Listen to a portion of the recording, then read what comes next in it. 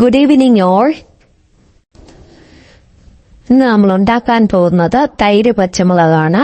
അത് ഉണ്ടാക്കേണ്ട വിധം: പാനിൽ എണ്ണ ഒഴിച്ച് 1/2 ടീസ്പൂൺ കടുകിട്ട് പൊട്ടിച്ച് 1/4 ടീസ്പൂൺ ഉലുവ ഇട്ട് 1/4 ടീസ്പൂൺ ജീരകം ഇട്ട് ഇവയെല്ലാം നന്നായി പൊട്ടി വന്ന ശേഷം 10 ചെറിയ ഉള്ളി ഇട്ട് വഴറ്റുക.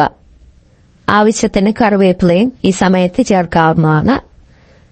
5 പച്ചമുളക് സെന്ററിൽ കീറി നല്ലപോലെ വഴറ്റിയെടുത്ത് ഇതിലേക്കിട്ട് നന്നായിട്ട് വഴറ്റിയെടുക്കുക.